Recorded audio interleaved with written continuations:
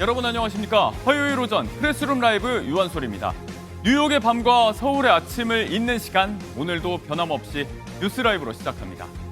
주요 경기 지표나 이벤트는 없었습니다. 8월 고용지표 충격이 가시지도 않았는데요. 그럼에도 반등한 3대 지수입니다. 다우지수 전장보다 114포인트 올라서 45,514로 마감했습니다. S&P 500은 13포인트가 뛴 6,495, 나스닥도 98포인트 상승해서 21,798에 장을 마쳤습니다.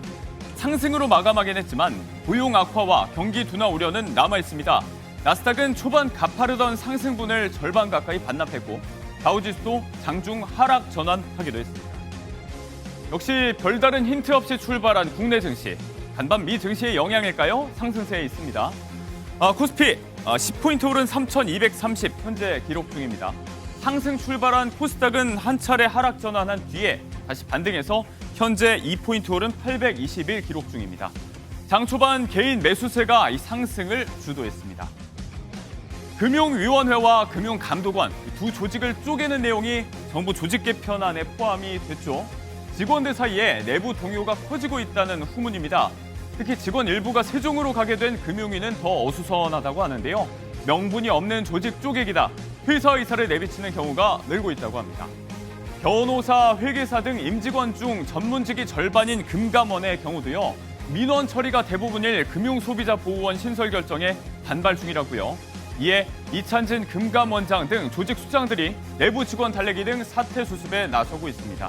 잘 정리가 될지 봐야 되겠습니다. 소득 하위 90%, 곧 지급될 2차 소비 쿠폰의 컷오프 기준이죠.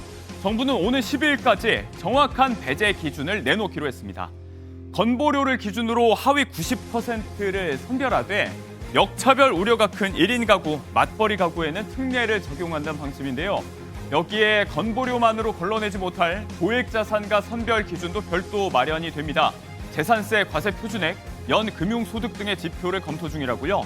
다만 이 소득과 재산만으로 실제 생활 수준을 온전히 반영하기 어렵다는 지적이 여전한데 사각지대에 놓인 이들을 잘 선별해낼 수 있을지 지켜봐야겠습니다. 집 나간 며느리도 돌아온다는 이 전어의 계절이죠. 어획량 곶감으로 귀해진 전어가 올해는 가격이 크게 떨어졌답니다. 경매 낙찰가 시세가요. 킬로그램당 15,804원으로 작년 26,310원 대비 40%가량 하락했는데요.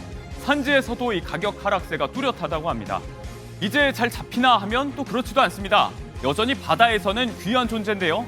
다만 수요가 줄었습니다. 대량 소비가 시작될 8월에 집중호우가 발생했죠. 소비량이 줄었기 때문이란 분석입니다. 전어 좀 사 먹어야겠습니다. 단 5분 늦었다고 안 태워줬다. 한 승객이 SNS에 게시한 이 항공사 성토글이 논란인데요. 당시 상황 짧게 한번 보시죠. 늦었는데요. 잡으려는데. 벌써. 아니, 제가 보고서 전화한 거예요. 근데 출발한 거 아니니까 한번만 해주세요. 탑승 10분 전 마감이지만 아직 이륙 전이고 문도 열려 있는데 5분 늦었다고 안 태워줬다. 거기에 페널티도 물고 세표를 끊었다. 불만이 이만저만이 아닌데요. 누리꾼들의 반응은 싸늘합니다. 규정을 지켜야 했다. 10분 전 탑승 마감, 예약부도 위약금과 페널티 모두 규정을 기반으로 한 계약사항이라는 겁니다. 이렇게 안 하면 매번 늦는 승객 때문에 정시 이륙을 못한다는 승무원들의 설명도 이어졌습니다. 앵커 개인의 경험을 말하자면 탑승구에 1분 늦었다고 아내와 비행기를 따로 탄 적도 있습니다. 무려 신혼여행 때 얘기입니다. 원칙이 있다면 지켜야겠죠.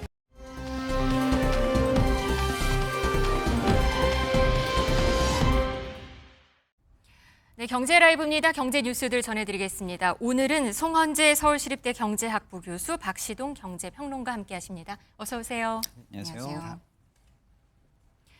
네, 미국부터 가보도록 하겠습니다. 300명이 넘는 한국 근로자들이 미국 조지아주 이민 구치소에 구금된 지 벌써 닷새째입니다.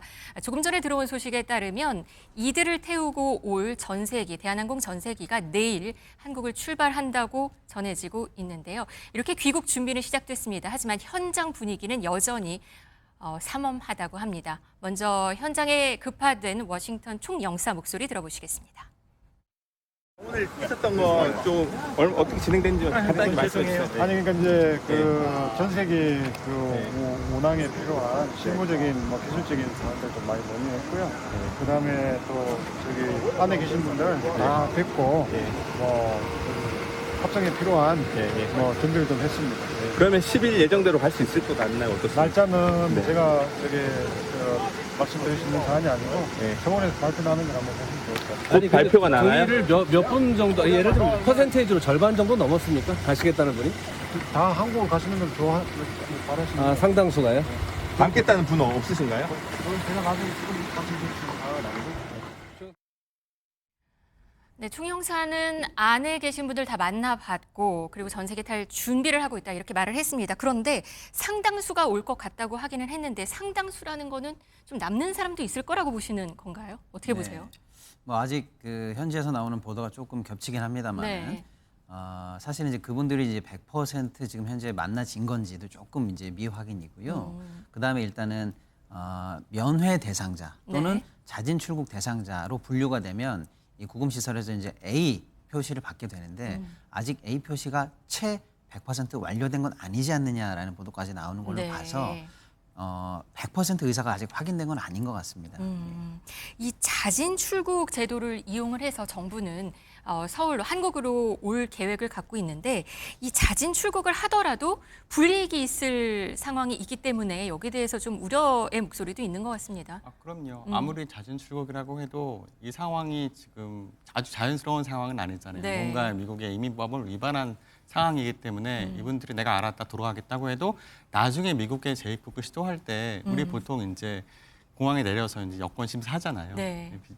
그때 그 이민세관 당국에서 이 사람 이런 기록이 있네라고 해서 당신 왜 이럽니까라고 얘기할 때 한참 설명을 해야 되는데 그 당시에 납득할 수 있냐의 문제가 있는 거예요. 그러면 다시 또 새롭게 이 사람은 또 구금될 수 있는 위험이 있는 상황입니다. 따라서 100% 안전하다고 얘기할 수는 없다고 생각합니다. 네, 조금 전에 대한항공 전세기가 아틀란타 공항으로 간다고 전해지고 있습니다. 내일 출발을 하게 되면 현지에도 지금 내일 도착을 하게 되는 거죠? 네, 그렇습니다. 그러니까 시차를 고려하면 이제 내일 출발하고 내일 현지 시간 도착인데요. 이 전세기가 한 368석 정도 되는 비행기라고 합니다. 네. 지금 그 포크스톤, 조지아주 남부에 있는 포크스톤이죠. 그 인민세관국에서 지금 구금돼 있는 분들이 약 한국 분들의 300여 분 정도 된다고 하니까 이분들은 전부 한꺼번에 데려올 수 있을 정도로 이제 큰 비행기가 가는 것이고요. 네. 아무쪼록 지금 총영사께서 아까 그 보도된 내용에 의하면 비행기가 언제 떠날지 알 수 없다라고 말씀하셨는데 지금 이제 떠나는 걸로 확정이 됐잖아요. 네. 아무래도 조금 좀 긍정적인 시도라고 생각할 수가 있고요. 어느 정도 이제 우리가 비행기까지 보냈으니 미국에서도 협조해달라 이런 의미도 있는 것이 아닌가라고 보여집니다. 그런데 이민 정책을 총괄하는 미국 국토안보부 장관이 추방이라는 단어를 썼습니다. 이 추방이라는 단어 때문에 조금 우려스러운 부분도 있어 보여요. 네, 제가 볼 때는 조금 이제 좀 냉정하게 좀 상황을 봐야 될 것 같은데요. 네. 이런 이민 단속법이 있는 이유는 뭐냐면 결국에는 미국 기준으로 했을 때 자기네 나라 법에 따라서 합법적으로 체류하지 않은 사람을 어쨌거나 국외로 내보내는 게 최종 목표입니다. 그러니까 형식이 자진 출국이냐 강제 추방이냐 약간의 자진 출국이라고 하는 것은 일단은 기본적으로 자발성이 있다라는 뜻도 되겠고 강제 추방이라는 것은 반강제적인 사실은 그런 어떤 강압성이 있다는 차이는 있습니다만 네. 둘 다 사실은 미국 법에서 요구하는 국외로 이 사람을 내보낸다라는 소기의 목적을 달성하는 절차라고 봐야 되거든요. 근데 우리나라에서는 지금 현재 자진 출국은 예를 들면 별로 괜찮은 것처럼 생각하고 강제 추방은 굉장히 지금 페널티가 심한 걸로 생각하는데 이민국 입장에서는 강제 추방도 상관없다. 강제 추방이다. 이렇게 얘기해도 그 사람들 입장에서는 큰 차이가 없는 거예요. 제가 드리는 말씀의 핵심은 뭐냐면 네. 우리가 강제 추방으로 받으면 굉장히 페널티가 센 거고 자진 출국이면 굉장히 협상을 잘했다거나 우리 국민이 그제서야 조금 대우다운 대우를 받았다. 이렇게 오해할 필요가 전혀 없다는 겁니다.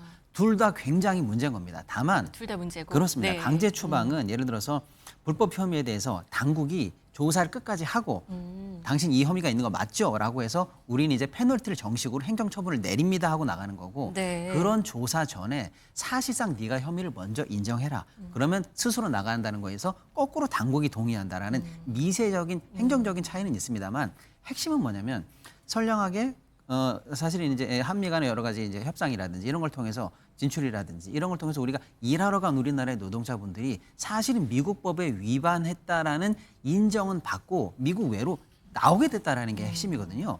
그러니까 지금 아까 교수님 잠깐 말씀 주셨습니다마는 문제는 강제 추방이냐 잦은 출국이냐에 상관없이 다음번에 입국할 때 이 두 조치 전부 다 사실은 미국 내에서 구금 사실이 있다라는 것 때문에 반드시 재입국에 제한이 된다라는 겁니다. 네. 그러니까 지금 우리는 강제 추방이냐 잦은 출국이냐가 중요한 게 아니고 이번 구금이 사실은 그분들에게 흔적처럼 페널티로 남지 않는 사후적 보완 절차가 이행되느냐, 있어야겠군요. 그게 한미 간에 깔끔하게 협의가 됐느냐가 굉장히 중요하지.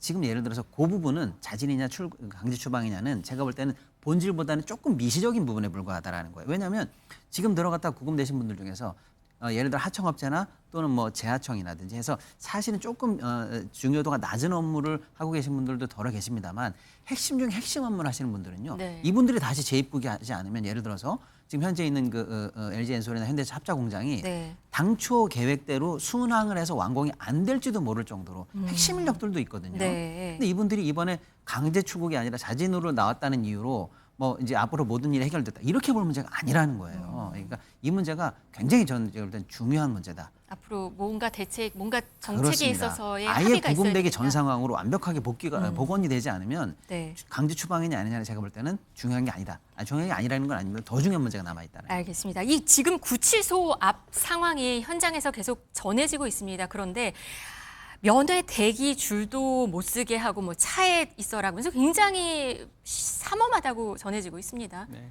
입장을 바꿔서 그분들 입장을 생각을 해보면 사실 뭐 시켜서 하신 일이잖아요. 당연히 이민세관국에서는 해야 될 일을 한 것인데 지금 언론에서 집중적으로 지금 포화를 맞고 있는 상황이란 말이죠. 특히 미국 민주당에서도 지금 한미 기류에 지금 협력하는 기류에 지금 방해를 끼얹었다 이런 얘기를 하고 있단 말이죠. 그러니까 아무래도 기분이 나쁠 수밖에 없겠죠. 그다음에 미국 원래 그 공무원들이 일하는 행태가 굉장히 느리거든요. 원래 그래요. 그래서 원래 미국에서 느려요? 예, 네. 저희가 뭐 이제 운전면허 갱신하려고 어디 간다고 해도 굉장히 오래 걸리거든요. 그러니까 거기에다가 지금 기름을 부은 격이 됐다라고 생각이 들고요. 네. 그럼에도 불구하고 이건 핑계밖에 되지 않는 것이고 사안의 긴급성을 생각하면 우리나라의 국력을 총동원해서라도 이분들을 이렇게 빨리 본국으로 송환해서 데려오는 것이 가장 급선무다. 그렇게 말씀드리고 싶습니다. 이번 사건의 시작은 사실 관행적으로 해왔던 비자 문제였잖아요. 근데 트럼프 대통령이 배터리 인력을 불러들여서 도움받도록 해야 한다. 한국이 전한 내용을 이해하고 있다. 이렇게 말을 했습니다. 이거는 비자 개선을 좀 시사했다고 볼 수도 있는 부분일까요? 저는 그렇게 생각합니다. 그러니까 미국 입장에서도 지금 핵심 제조업 어찌 보면 이제 미래에 선도할 핵심 제조업 기술이잖아요. 기술을 갖고 있는 기술 인력이 충분히 하지 않다라는 것을 스스로 자인하는 것이고요. 그러면 단기적으로 육성할 수 있는 것이 아니거든요. 이분들을 이제 뭐 지금 여기에 관심 있는 고등학생들이나 아니면 대학생들이 다 전공을 바꾸거나 대학에 들어가서 최소한 2년에서 4년 정도는 공부를 해야지 습득할 수 있는 기술이란 말이죠. 네. 그러니까 단기적으로 이 기술을 습득할 수 있는 유일한 방법은 해외에 있는 전문가를 초빙하는 거예요. 따라서 이것의 필요성을 대통령이 언급을 한 것이고 이에 맞추어서 그러면 이게 비자가 됐든 무엇이 됐든 간에 분명히 기술 인력을 미국으로 유치할 수 있는 방안을 아마 마련하라고 지시했을 것 같습니다. 따라서 앞으로는 조금 더 원활하게 일이 진행되지 않을까라는 생각이 들고요. 이게 시사하는 바가 굉장히 커요. 왜냐하면 미국에서 정말 이런 그 관세를 올리고 이런 것들 또 마스크를 하고 이런 것들이 결국 미국에 있는 제조업 일자리를 확실하게 만들겠다는 것이거든요. 근데 제조업 일자리를 만들 때 있어서 일단 설비 투자를 하고 공장이 만들어지고 생산이 이루어질 때 그때 이제 인력이 고용되는 거잖아요. 근데 이러기 위해서는 일단 지어야 되는데 지을 수 있는 기술 인력이 없으니 이 기술 인력은 내국에서 빌려오겠다라는 것을 천명한 것이기 때문에 네. 그렇게 처음에 굉장히 많이 걱정을 하긴 했는데 네. 그나마 좀 반도의 한숨을 쉴 만큼의 비자를 할 발언이었다. 수도 네. 비자를 네, 줄 수 있는 다른 어떤 쿼터나 이런 식으로 해서 비자를 더 추가로 줄 수 있는 가능성을 시사했기에 그나마 그게 다행이다라고 보시는 건가요? 그럼요. 이제 한미 협력 또 우리가 미국에 투자하겠다고 한 금액도 엄청난데 이것들이 네. 잘 이루어지기 위해서는 핵심 인력이 파견돼야 되거든요. 이 길을 통로를 열어주겠다라고 저는 그렇게 대통령이 얘기한 것이라고 이해합니다. 미국에 지금 공장을 짓거나 아니면 건설을 계획 중인 이런 국내 기업들 같은 경우는 그래도 또 반기기만은 또 하기는 어려울 것 같아요. 사업 설계 좀 재설계해야 되는 거 아닌가. 그리고 이게 한국에서 미국으로 인력 파견을 한다고 해도 그래도 약간 트라우마 같은 게 남을 것 같거든요. 맞습니다. 사실 우리가 미국으로 현재 지금 이제 보내려고 하는 인력들은 고도의 전문성이 있는 인력들이거든요. 그분들이 사실은 마스가 또는 반도체, 2차 전지, 자동차 같은 첨단 공장에서 일해야 되는 분들인데 네. 안타까운 게 사실은 이런 전문 인력에 관한 미국의 비자는 쉽게 말하면 이제 H1 비자인데 여기는 연간 쿼터가 8만 5천 명밖에 되질 않아요. 그래서 전 세계에서 그걸 1년에 신청하는 사람들이 50만 명이 넘으니까 실제로 그 비자 따기가 하늘의 별 따기고 그러다 보니까 우리가 그걸 순번을 기다릴 수가 굉장히 없는 상황이 되거든요. 그래서 사실은 미국 입장에서는 우방국들, 특히 FTA 체결국들에 대해서는 우회로라고 할 수 있는 쿼터를 줍니다. 호주, 심지어 싱가포르, 심지어는 칠레 같은 농업국가에도 쿼터가 있어요. 근데 우리가 지금 쿼터가 없단 말이죠. 그러니까 이참에 사실은 우리의 전문 인력들이 편하게 가서 한미 간의 경제 협력이라든지 우리의 이제 미국 진출을 원활하게 할 수 있으려면 아예 제도적으로 우리에게 전문 인력 관련한 비자 쿼터가 마련됨으로써 우리의 이제 순서에 입각해서 편안하게 일을 할 수 있도록 마련해줘야 되는 게 근본적인 대책이 됩니다. 네. 그게 아니고서는 지금 현재는 우리 기업들이 현재 지금 자체적으로 공문을 내리는 게 아예 비자가 없는 사람들은 공장에 가지 마라, 숙소에 있어라, 또는 삼성 같은 경우에도 2주 이내에 반드시 돌아와라라고 해서 이런 식으로 현재 지금 이 애매모호한 상태가 계속되면 한미 간의 경제 협력이라든지 향후에 있을 투자 관련한 집행도 굉장히 까다로워지거나 난관을 만날 가능성이 있기 때문에 이 부분은 반드시 근본적으로 해결이 돼야 될 것 같다라는 게 산업계의 목소리입니다. 알겠습니다.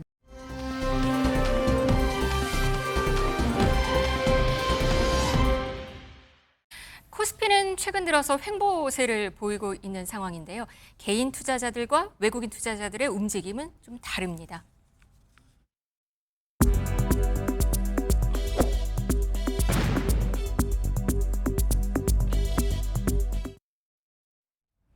네, 최근 코스피 지수를 보면 한 3,100에서 3,200 사이에서 박스권에 갇혀 있는 모습인 것 같아요.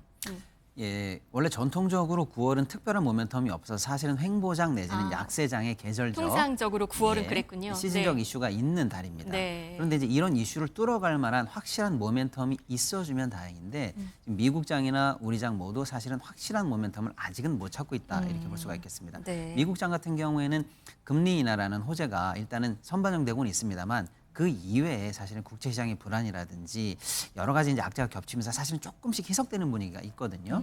국내에는 그나마 그런 호재를 만들어갈 빅 이벤트가 아직은 없는 상황이에요. 네. 그리고 사실은 관망세로 출발했거든요. 예를 들어서 한미 협상이 어떻게 되는지 또 뭐 기타 등등 이런 상황들을 보면서 천천히 가자라고 해서 사실은 박스권에 갇힐 것이다라는 건 이미 예상이 되어 됐다. 있는 상황입니다만은 예, 후반기에 그나마 9월 후반기에 조금 그나마 이 박스피를 좀 뚫어갈 수 있는 호재도 몇 개 보이긴 하는 게 뭐냐면 초반에 한미 관세 협상에 대한 어떤 관망세가 있었다면 어쨌거나 큰 고비를 넘었다 이렇게 볼 수가 있겠고요. 네. 미국 금리 인하가 점점 확실해지면서 한국은행 금리 인하도 이제 가시권으로 들어온다. 그러면 이제 IT라든지 반도체라든지 바이오 같은 금리 인하 민감주들도 호재를 받을 수 있다라는 거고요. 최근에 이제 우리 주식시장에 사실은 찬물을 끼얹었던 정책 모멘텀 중에서 세제 개편, 특히 대주주 문제라든지 배당소득 분리과세 문제 관련해서 갑자기 힘이 빠지는 발표가 나와서 투자자들에게 굉장히 실망감을 줬는데 어제부터 사실은 조금씩 완화되는 거 아니냐라는 뉘앙스가 나오면서 정책 모멘텀이 다시 살아갈 수 있다라는 기대도 조금씩 살아나요. 그래서 이제 하반기는 그러니까 9월의 하수는 조금 지켜볼 만한 호재가 그래도 조금 이제 생명력을 얻어간다. 이렇게 좀 9월장을 예측해봐야 될 것 같습니다. 개미들 지금 확인을 했더니 그래도 국장 탈출 분위기가 감지된다라는 말이 들릴 정도로 해외 주식 보관액을 봤더니 사상 처음으로 200조 원을 넘었어요. 맞습니다. 역대 최고치를 돌파했거든요. 그러니까 사실은 이제 우리 국내에 사실은 주식 시장을 받쳐내는 여러 주체 중에서 사실 이제 국내에서 제일 중요한 게 사실은 우리 국민들이 많이 수급을 가담해 줘야 된다는 건 뭐 누구나 다 아는 사실인데 네. 최근 3년간 사실은 우리 국장을 떠나서 소위 말하는 국장 탈출은 지능순이다 이래가지고 서학개미들이 대거 우리 네. 국장을 버리고 외국으로 떠났어요. 최근 3년간 우리나라에 투자했던 투자자들의 48%가 떠났거든요. 그분들이 사실은 5월부터 7월, 7월까지는 우리나라에 다시 돌아오면서 우리 시장에 이제 모멘텀에 희망을 끌고 돌아오는 흐름이 있었거든요. 그 3천에서 3선을 뚫고 올라가는 데에는 그 맞습니다. 서학개미들이 돌아온 힘이 있었군요. 맞습니다. 그런데 이제 방금 말씀드린 대주주 양도세 완화 문제라든지 이런 부분에 관해서 추가적으로 우리 시장을 살려갈 정책 모멘텀이 있는 거야라는 신뢰감에 사실은 큰 우려를 남기면서 아닌가 봐라고 해서 많은 개미분들이 다시 이제 해외로 떠나는 흐름이 잡혔어요. 그래서 네. 최근 한 달간은 국장을 버리고 서학개미로 떠나신 분들이 약 30조 그리고 다시 이 한국 주식을 팔았던 개미들의 이제 팔고 떠난 매도액만 9.3조로 잡히면서 네. 개미들의 실망감이 이만저만이 아닌데요. 이 부분에 대해서 다시 한번 국내 시장의 신뢰를 회복하는 정책 당국의 입장이 굉장히 중요하다 이렇게 보고 있습니다. 외국인들 그런데 이달 들어 확인했더니 외국인은 또 1조 원을 순 매수했어요. 지난달에는 또 외국인은 팔았더라고요. 이건 어떤 의미가 있을까요? 그러니까 우리나라 주식 시장에서 외국인들이 차지하는 비중이 35%에서 40% 왔다 합니다. 네. 따라서 외국인들의 움직임에 우리가 관심을 가질 수밖에 없는 이유인데요. 아무래도 우리나라 주식시장이 갑자기 이제 급상승을 했단 말이에요. 그러면서 한국에 이제 투자 메리트가 생겼고, 그래서 많은 외국인들이 들어왔고, 그다음에 이제 한미 간의 어떤 투자 협상 과정에서 특히 마스카 프로젝트가 크게 작용을 했어요. 그렇게 함으로써 우리의 그 방산주라든가 또는 조선주에 대해서 외국인들의 관심도 많아지고 국내 투자자들의 관심도 많아지고 많이 올랐거든요. 네. 그래서 어느 정도 사실은 단기간에 급격하게 올랐기 때문에 차익 실현을 했다. 이렇게 이해할 수가 있고요. 네. 지난달에는 차익 실현을 네. 했다. 그다음에 한번 숨을 죽이고 보자, 지켜보자 이런 의미였다고 저는 생각을 합니다. 그리고 지금 어쨌든 간에 한미 그 관세 협상이 지금 확실하게 마무리했다고 볼 수는 없겠지만 아무튼 합의가 이루어졌잖아요. 합의가 이루어졌고 그다음에 지금 이제 우리나라에서 이제 그 아까 지금 평론가님 말씀해 주신 것처럼 세제 개편안에 대해서도 처음에 그 주식시장의 그 개미들의 반발을 어느 정도 정부 당국이 수용하는 입장을 지금 보이고 있단 말이죠. 따라서 한국 주식시장이 안정화되고 있다. 일단 미래에 대해서도 한국이 가지고 있는 기술이 아무래도 세계 시장에서 먹힐 가능성이 높다. 이런 판단하에서 조금씩 들어온 것이 아닌가. 그렇게 해서 이제 어느 정도 차익 실현을 하고 다시 또 주식시장이 횡보하다가 조금 그 종목별로 등락을 막 이루어지고 있기 때문에 과도하게 올랐다가 과도하게 떨어지는 종목에 대해서 다시 외국인들이 이렇게 매수세가 들어오는 것이 아닌가 그렇게 판단됩니다. 네, 어제 이재명 대통령과 장동혁 국민의힘 대표는 만나서 이 대주주 양도세 문제에 대해서 얘기를 했다고 합니다. 어떤 이야기를 했는지 한번 들어보시죠. 장동혁 대표와 이재명 대통령 간의 비공개 영수회담에서는 획기적인 청년 고용 대책, 주식 양도세 대주주 기준 상향 조정, 지방 건설 경기 활성화 등 구체적 민생 정책 제안에 대해 이재명 대통령은 관련 부처와 협의하여 긍정적으로 검토하겠다고 말씀하셨습니다. 네, 긍정적으로 검토하겠다라고 화답을 했다 말했습니다. 그리고 어제 구윤철 부총리도 기자간담회를 했었는데 이 자리에서도 이거 좀 수정 가능성이 있다 이런 얘기를 했던 것 같아요. 그리고 김민석 총리는 어제 거래소를 또 방문하기도 했고요. 조금 분위기는 아까 말씀하신 대로 좀 달라지는 분위기라고 봐도 되겠나요? 네, 그나마 다행이고요. 네. 제가 개인적인 평론가 입장에서 말씀드리면 그것도 늦었다. 더 빨리 결정해야 된다. 이런 생각을 하고 있습니다. 왜냐하면 사실 우리 증시가 사실 뭐 한미 또 국제적인 부분 또 낮은 경제 성장률 또 수출 관련해서 조금 먹구름이 끼 있는 상황 등등등 사실은 굉장히 어려운 국면을 지나가고 있습니다. 네. 그런데 유일하게 희망이라고 할 수 있는 건 증시를 통해서 자본시장을 선진화하겠다는 게 이 굉장히 중요한 정책 모멘텀이었단 말이에요. 단순히 자본시장뿐만 아니라 이제 경제 전체를 이끌고 가고 있는 대표적인 화두였거든요. 이재명 대통령께서 5천 시대를 열겠다라고 이제 큰 포문을 열고 시장이 거기에 화답하면서 가고 있었는데 그래서 이제 사실은 많은 투자자분들도 정부의 뭐랄까 정책 의지에 대한 그런 신뢰가 있었는데 네. 대주주 양도세 문제를 갑자기 시장에 던지면서 뭐 단순히 그게 뭐 50억이냐 10억이냐도 중요합니다만은 아직 이 정부의 의지가 이거밖에 안 되는구나라고 하면서 그 정책 모멘텀의 신뢰를 건드렸습니다. 네. 그럼 기대할 수 없게 만든 거거든요. 그래서 이것은 단순히 양도세를 완화하면 세수가 얼마나 느냐. 그 문제가 아니군요. 그 문제가 네, 아닙니다. 네. 이거는 이제 증시를 바라보는 이 정부의 신뢰의 리트머스가 됐거든요. 그래서 점점 빨리 결정해 주기를 바라는 아직도 우리가 의지가 있다. 증시 모멘텀을 살려내기 위한 정책이라면 뭐든지 하겠다는 그런 의지의 표명을 시장은 기다렸는데 이게 지금 논란이 된 지 한 달에 넘었는데도 아직도 결정을 못하고 있어요. 만시지탄입니다. 그렇습니다. 시장이 반드시 기다리는 멘트가 이제 겨우 어제 조금 나왔는데 빨리 결정돼서 투심이 회복되고 자본시장에 대해서 다시 한번 신뢰가 회복되기를 좀 바라봅니다. 네. 지켜보도록 하겠습니다.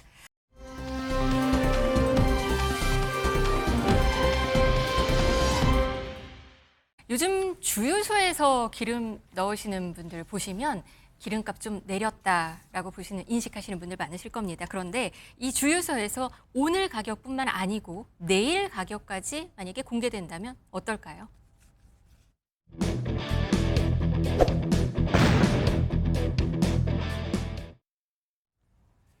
우선 요즘 기름값 보니 한 달 정도 내림세였다고 해요. 지금 계속 좀 내리고 있는 추세인데 어느 정도인가요? 예, 제가 찾아보니까요. 지난달 둘째 주, 그러니까 8월 둘째 주 보니까 그때 휘발유 가격이 1,668.2원이었어요. 그런데 지금 보니까 어제자로 보면 1,660.4원으로 약 네. 8원 정도 내렸습니다. 네. 경유값도 마찬가지예요. 거의 한 8원 정도 내렸습니다. 이걸 음. 보면은 4주 동안 그래도 꾸준히 내림세가 있었다 이렇게 그나마 판단할 수 있을 것 좀 같습니다. 내린 게 있는 게 좀 다행스럽긴 그렇죠. 하네요. 기름값이요. 근데 요즘에 이 기름값 자체보다 내일의 가격제도 여기에 관심이 이게 또 화제가 된다고 이게 뭔가요? 아시는 분도 계시고 모르는 분도 계실 네. 겁니다. 제가 볼 땐 그게 문제입니다. 뭐냐면 가격제요.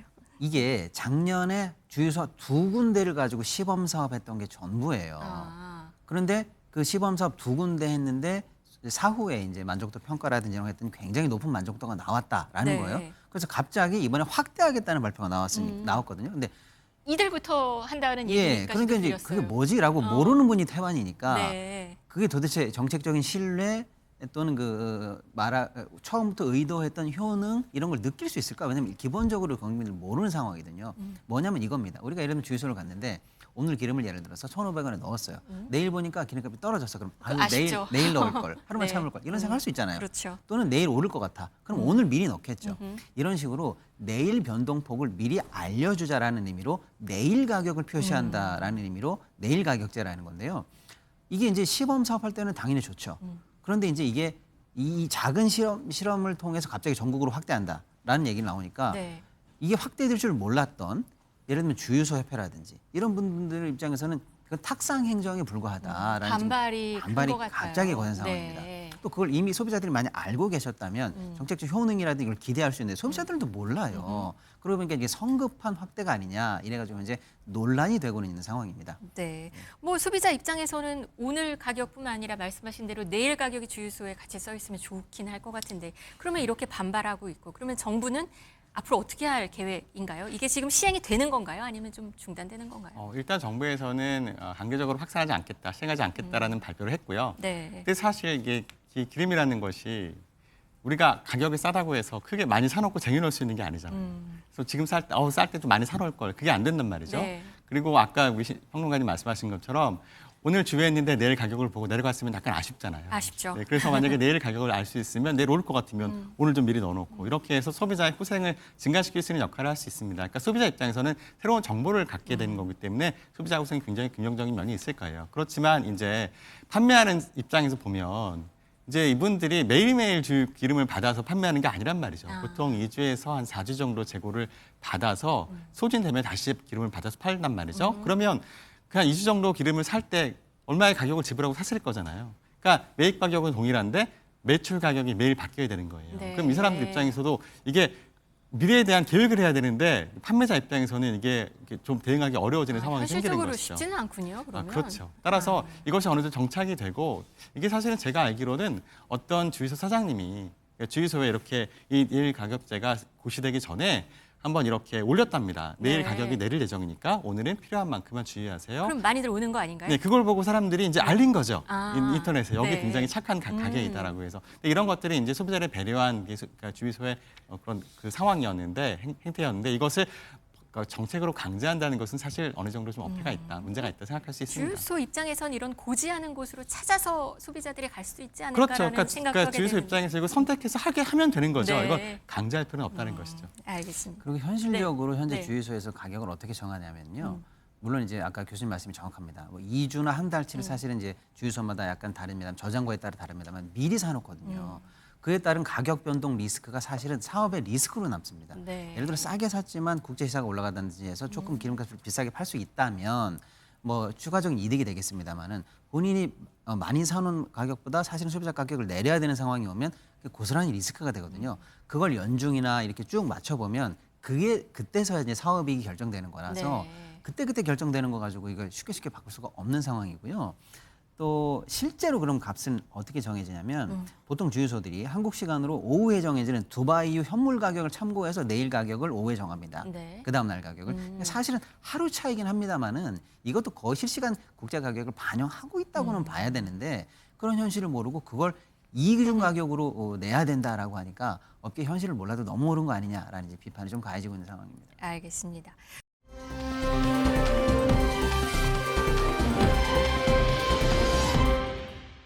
지금 추석 명절 이제 한 달도 남지 않은 상황입니다. 잡히지 않는 물가에 벌써부터 추석 명절 음식 걱정하시는 분들 많으실 겁니다.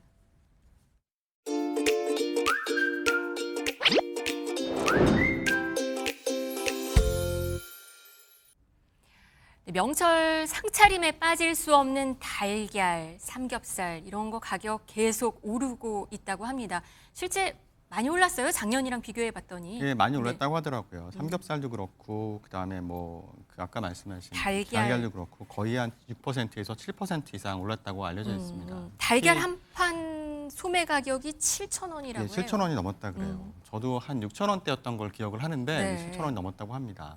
특히 올해 굉장히 더웠잖아요. 이 고온에서 이제 양기장에 있는 닭들이 폐사하는 경우가 많아서 네. 아무래도 이제 공급이 좀 줄었던 것이 영향을 주지 않았나 그렇게 생각을 합니다. 네. 배추 가격도 높고 감자 가격도 높고 농축산물 값 지금 고공행진이 계속되고 있습니다.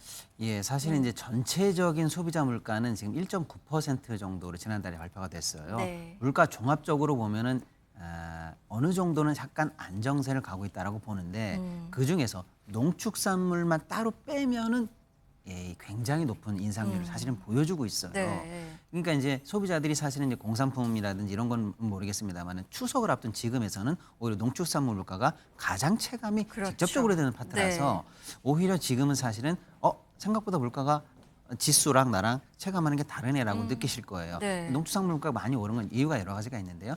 방금 앵커님 말씀하신 것처럼 이번에 혹서기가 좀 심했어요. 그래서 배추라든지 이런 야채 쪽, 또 비 피해가 많거든요. 이런 부분에 있어서의 이제 물가가 많이 올랐고 닭은 사실은 국제적인 여러 흐름들이 있었습니다. 국제적으로 보면 뭐 브라질 쪽에서 조류독감이라든지 이런 것 때문에 있어가지고 국제 물가가 같이 올랐고 네. 우리도 사실은 산란계가 많이 폐사하면서 굉장히 많이 올라간 가격.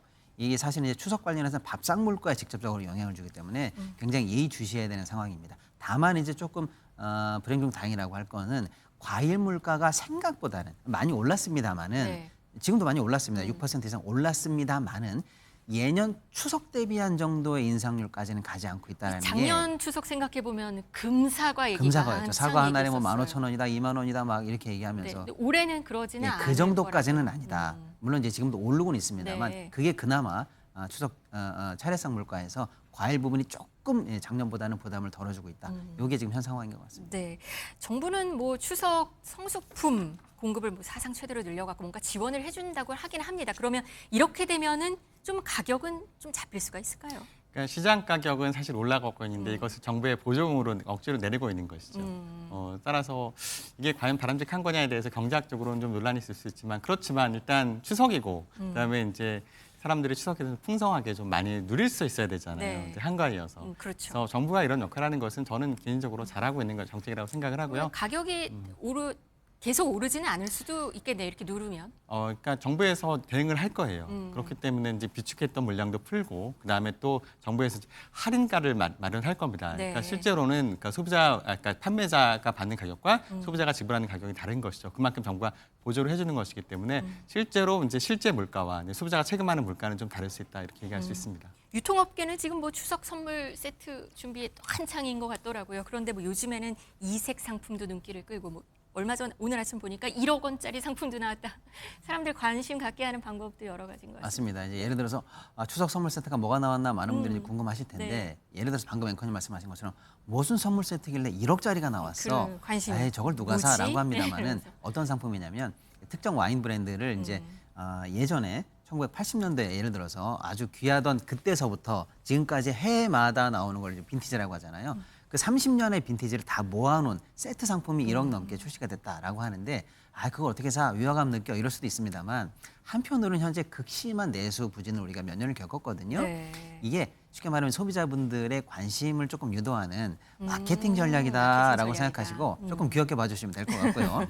실제 우리 소비자분들에게는 어떤 상품들이 준비돼 있나 봤더니 네. 특히 이제 대형 유통체인, 뭐 이마트라든지 롯데마트라든지 이런 대형 체인에서는 예를 들어서 30만 원을 사면은 뭐 어느 정도 뭐 15,000원 이상의 페이백을 준다라든지 6만 원, 7만 원짜리 과일을 사면 또 어떤 식으로 또 세트 상품에 할인이 들어간다라든지 하는 다양한 마케팅이 현재 구사되고 있는 걸로 보입니다. 네. 근데 이게 실속 사실은 상품들도 많군요. 그렇습니다. 네. 근데 제가 볼 때는 이 유통 관련해서 이런 다양한 마케팅 전략 자체가 나오는 분위기를 저는 오랜만에 봐요.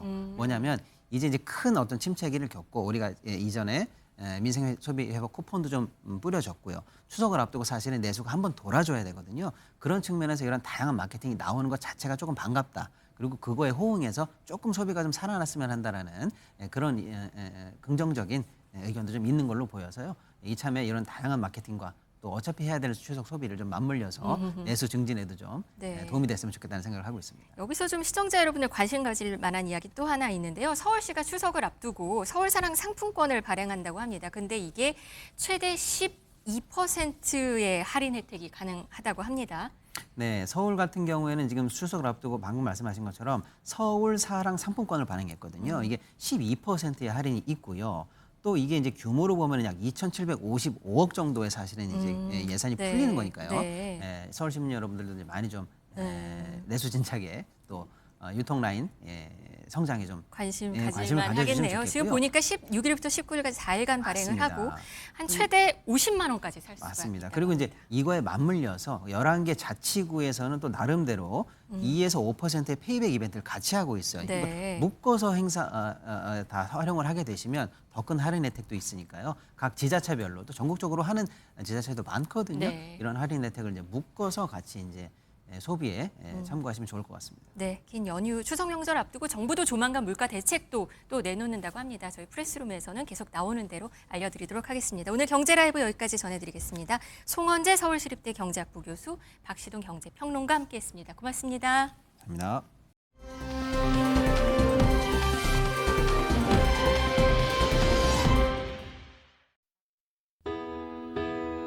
When I was young, I'd listen to the radio, waiting for my favorite songs.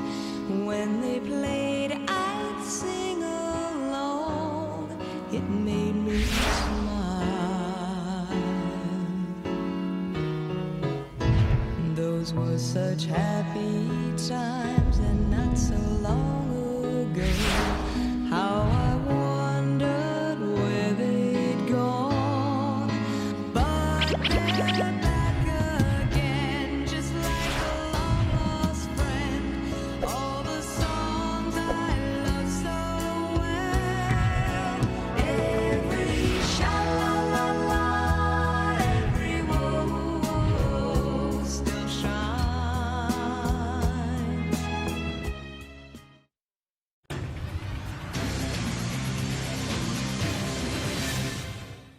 네, 뭐하고 사나 뭐 먹고 사나 고민을 해보는 시간이죠. 유한솔의 오늘 뭐 사니로 이어집니다. 보기만 해도 삶이 나아지는 생활 속 경제 이야기 오늘도 쉽게 풀어볼 텐데요. 일타 수강생 박진아 아나운서 변함없이 함께하고 있습니다. 오늘 모신 분 직접 소개를 또 해주시죠. 네, 오늘 함께해 주실 분 소개해드리도록 하겠습니다. 네. 소비 트렌드 분석센터 이혜원 연구위원님과 함께하도록 하겠습니다. 어서 오세요. 예, 안녕하십니까. 네, 어서 오세요. 트렌드 코리아 이혜원 연구위원님과 함께 나눠볼 오늘의 이야기요. 사실 그 지역을 떠올리면 그 지역과 함께 떠오르는 어떤 대표적인 이름들, 대표적인 게 특산물이 있죠. 제주하면 감귤, 보성하면 녹차, 저 나고 자란 포항하면 이제 과메기 이런 게 떠오르는데 이런 로컬 특산물을 활용한 이코노미, 그래서 로컬과 이코노미 경제활동을 합쳐서 로코노미라고 많이 부릅니다. 소비 시장의 트렌드가 된 로코노미 열풍에 대해서 이야기를 좀 해보도록 하겠습니다. 품질 좋은 특산물을 통해서 맛과 품질도 살리고 또 지역에도 도움이 되고 그런 차원에서 많은 기업들이 앞다투어의 로코노미 제품을 출시한 지가 꽤 됐습니다. 가장 대표적으로 쉽게 찾아볼 수 있는 게 바로 패스트푸드 프랜차이즈일 것 같은데 햄버거가 이 로코노미 열풍에 제대로 올라탄 것 같아요. 네, 맞습니다. 요즘 대형 햄버거 프랜차이즈의 로코노미 햄버거가요, 상당한 주목을 받고 있습니다.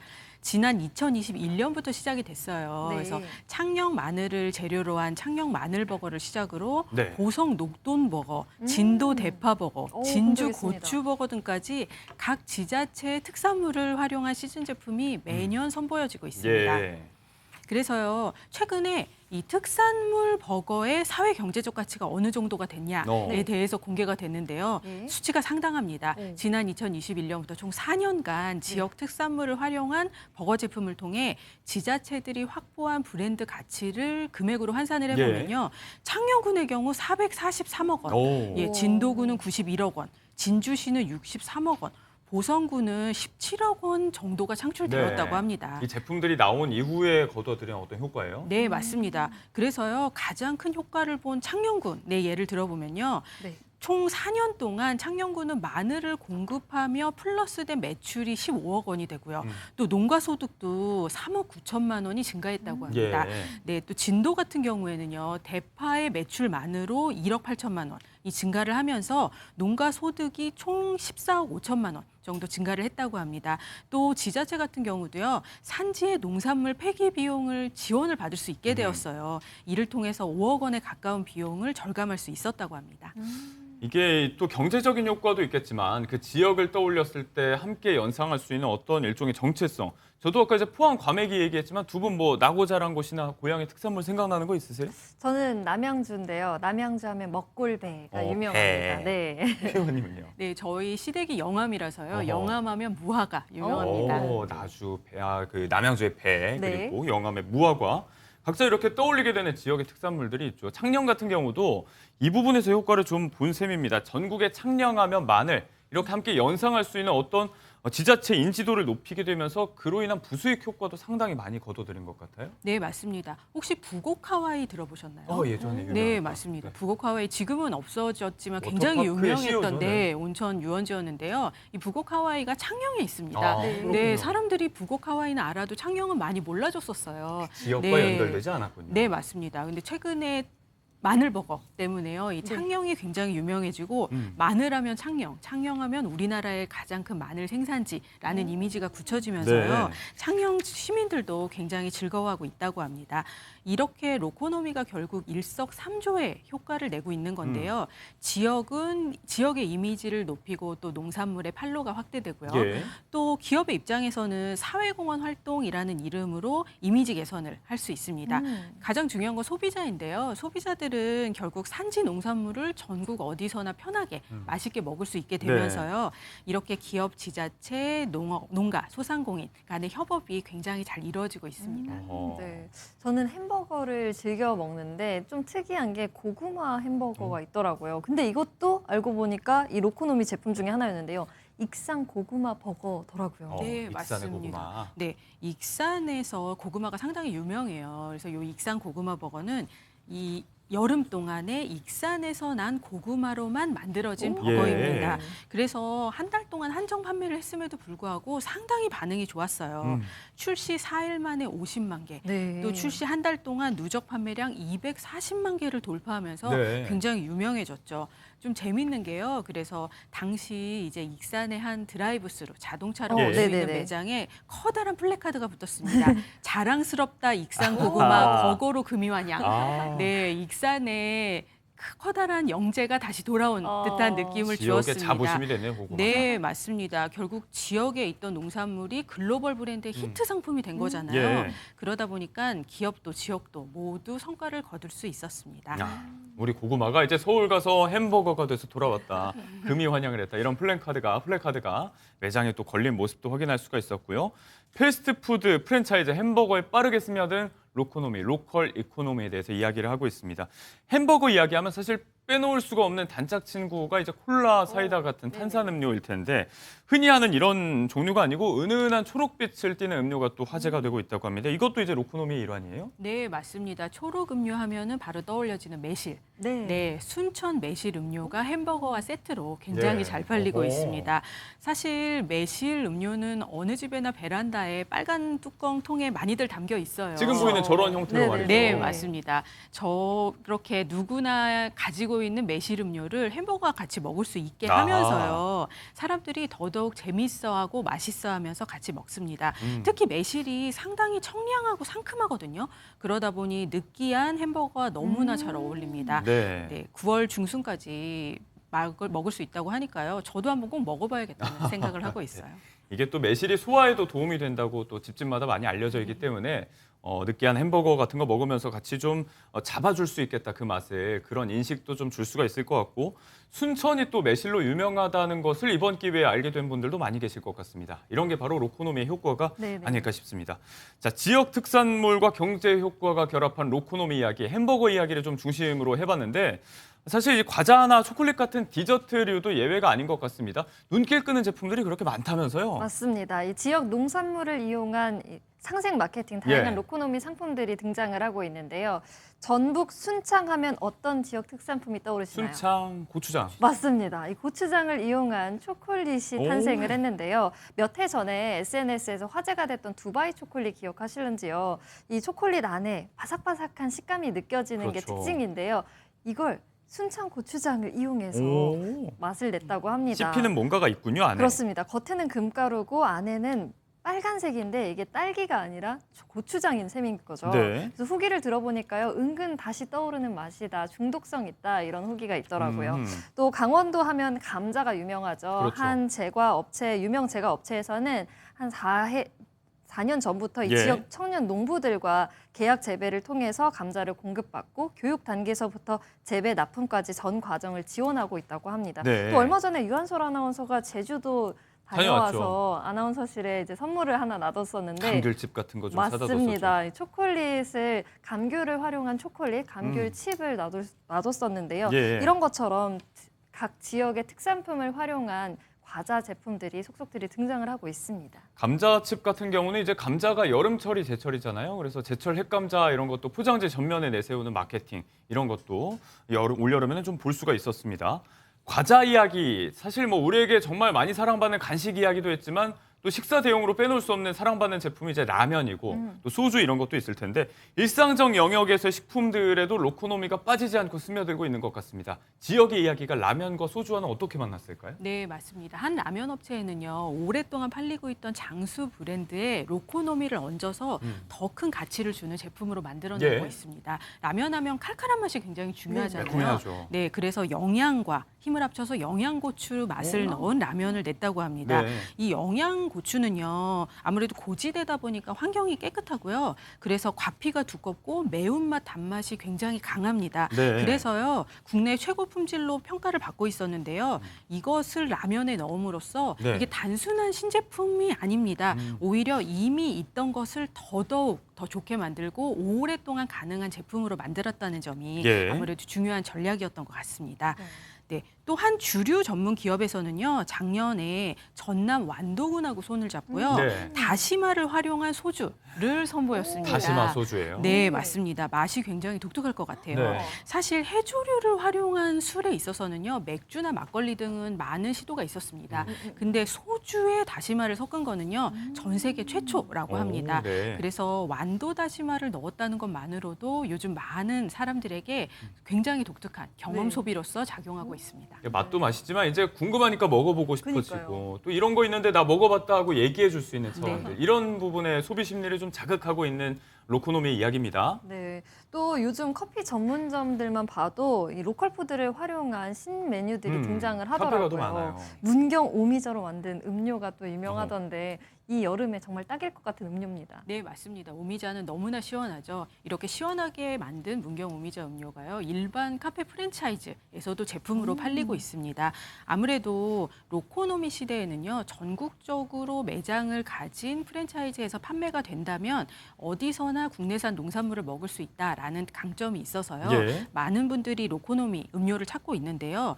이번에 한 업체에서는요, 문경 오미자뿐만 아니라 청도 홍시, 또 나주 배 같은 지역 대표 먹거리를 활용한 음료를 굉장히 많이 만들어서 네. 스무디, 차, 카스텔라 케이크 같은 여러 제품으로 만들어냈습니다. 네. 그래서요, 한 업체에서는 지난 한 3년 전부터 이제 정부와 또 전국 카페 사장 협회 이런 곳들과 함께 상생을 해가지고 다양한 상생 음료를 한정판으로 꾸준히 내고 있습니다. 그래서 가장 유명한 게 방금 말씀 주셨던 문경 오미자가 예. 있고요. 또 제주하면 생각나는 제주 한라봉 음료가 있습니다. 이외에도요, 굉장히 많은 라떼 음료가 네. 있어서요. 옥천 단호박 라떼, 또 해남 고구마 라떼, 공주 밤 라떼 아이고, 이런 별게 식으로 다 있네요. 네, 계절에 상관없이 다양한 로코노미 음료들이 있습니다.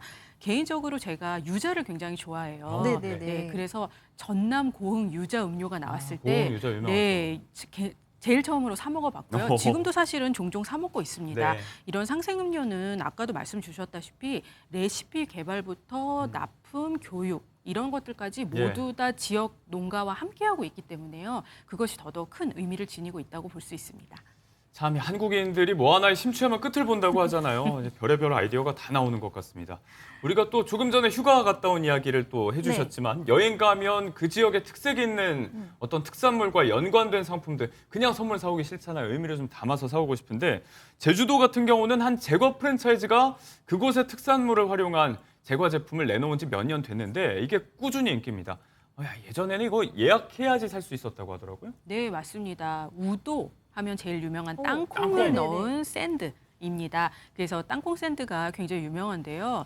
예전에 예약해서만 살 수 있었고 사실 지금도 그렇게까지 편하게 살 수 있는 것만은 아니라고 해요. 예. 혹시 드셔보셨는지 모르겠는데요. 저 얼마 전에 이제 제주 갔다 왔는데 네. 전날에 예약을 못했어요. 그런데 공항 가봤더니 그래도 줄은 서야 되더라고요. 아, 네, 맞습니다. 여전히 인기더라고요. 네, 맞습니다. 그 고소한 맛이 그대로 살아있기도 하고요. 또 그것을 먹음으로써 여행의 기억을 되살리는 느낌도 있기 때문인지 예. 굉장히 인기 많은 로코노미 스테디셀러로 자리 잡았습니다. 네. 제주로 휴가를 다녀왔다는 얘기를 여러 번 하게 됩니다. 두 상자 사오면서 산타가 된 느낌이었는데. 자, 그리고 이 로코노미에 빠질 수 없는 업계 이야기하면 유통업계. 그 가운데서도 편의점 이야기를 안 할 수가 없을 것 같습니다. 편의점 같은 경우는 워낙에 다양한 상품이 또 있다 보니까 매대에 다양한 지역 특산물과 좀 협업할 수 있는 어떤 경우라든지 아이디어가 무궁무진할 것 같은데 어떤가요? 그렇습니다. 이 편의점 업계가 가장 적극적으로 로코노미 제품을 선보이고 있는데요. 한 편의점 운영 기업에서는요, 지난달에 진도 군청과 손을 잡고 진도 해역에서 나는 이 곱창 김을 활용해서 삼각김밥을 출시를 했습니다. 아하. 또 각지의 지자체와 협약을 맺고 보성 꼬막, 횡성 한우, 고창 장어 등 이 특산물 간편식 시리즈를 출시하고 있는데요. 네. 그리고 이러한 활동의 결과는 매출 상승으로 이어졌습니다. 최근 3년간 간편식의 매출이 전년 동기 대비 매년 2자릿수 이상을 기록을 하고 있다고 합니다. 네. 또 다른 편의점에서도 산청 부추, 하동 토마토 등 이렇게 지역 특산품을 활용한 간편식을 출시를 했는데 또 상품 패키지에 같이 이 지역 관광 명소 영상을 볼 수 있는 QR코드를 제공을 하고 있기도 하다고 합니다. 이렇게 지역 특산품과 이 매력을 알리는 역할을 편의점 업계에서 하고 있는 중입니다. 일상 가장 가까이에서 만나볼 수 있는 각 지역의 특산품이 되겠습니다. 아까도 이제 완도다시마 이야기하면서 잠시 술 이야기를 했지만 맥주 같은 경우는 로코노미가 진즉에 활성화된 분야라고 볼 수 있을 것 같습니다. 역시 편의점 가면 종류가 상당한데 수제 맥주 같은 경우가 굉장히 또 다양한 지역에서 생산이 되고 있지 않습니까? 네, 맞습니다.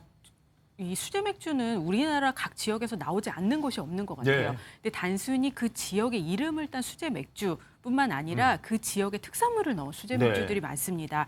이 정선의 경우에는요, 곤드레가 들어간 곤드레 맥주가 있고요. 곤드레 맥주가 있어요. 네, 울릉도는 울릉도만의 용출수를 넣은 울릉 라거가 있습니다. 또 가평에서는요, 바지를 넣은 맥주도 만들고 있습니다. 바질. 네, 이러한 수제 맥주들이요, 대한민국 주류 대상에서도 수상을 굉장히 많이 하고 있어요. 네. 이런 것처럼 단순히 독특한 제품뿐만 아니라 맛있고 또 소비자들에게 오랫동안 사랑받을 수 있는 그런 평가를 받고 있습니다. 네, 유통업계에 스며든 로코노미 이야기, 편의점 말고도 사실 이제 당일 배송 그리고 새벽 배송이 원칙이자 화두가 돼가고 있는 이커머스 얘기도 좀 해볼 텐데 지역의 수산물을 전국 각지에 산지 직송하고 있다. 이게 또 지역민들의 판로 확대에도 도움이 되고 있다는 얘기입니다. 이 이야기 조금 더 해주실 수 있을까요? 네, 맞습니다. 아무래도 굉장히 서울에서 먼 섬 지역은 유통 인프라가 굉장히 쉽지가 않습니다. 그래서 커다란 이커머스 업체에서요, 그러한 예를 들면 완도, 신안, 영광 같은 곳들과 손을 잡고요. 거기서 나오는 수산물들을 아침까지 주문을 하면 그 다음날 새벽까지 배송해 줄 수 있는 그러한 인프라를 하고 있습니다. 이를 통해서요, 완도의 이제 수확량의 전체 3분의 1, 또 신안의 전체 수확량의 40% 정도가 이러한 이커머스로 판매가 되면서 농민들이 굉장히 즐거워하고 계시다고 합니다. 네, 이렇게 삼박자가 조화롭게 맞아떨어지고 있다. 지역과 소비자, 기업에게 모두 좋기 때문에 로코노미 열풍이 한동안 좀 지속될 것 같은데 간단하게 좀 성장 전망과 해결 과제를 좀 짚어주신다면요. 네, 로코노미 열풍은 앞으로 당연히 성장할 것 같습니다. 왜냐하면 로코노미가 결국 한정판이기 때문인데요. 시간의 한정, 또 지역의 한정을 로코노미라는 이름의 제품으로 우리 소비자들이 굉장히 즐겁게 경험 소비할 수 있는 기회를 제공해주고 있기 때문입니다. 다만 걱정이 되는 것은요, 아무래도 재료들의 가격이 점점 오르고 있다 보니까요, 로코노미 제품들의 가격도 오르고 있다라는 이야기들이 많이 들립니다. 앞으로 그러한 부담에 대해서는 좀 많이 신경을 써야 될 것 같습니다. 네, 지역 특산물 경제 로코노미 이야기 트렌드 코리아 이채원 연구위원님과 함께 이혜원 연구위원님과 함께 이야기 나눠봤습니다. 오늘 고맙습니다. 네, 감사합니다.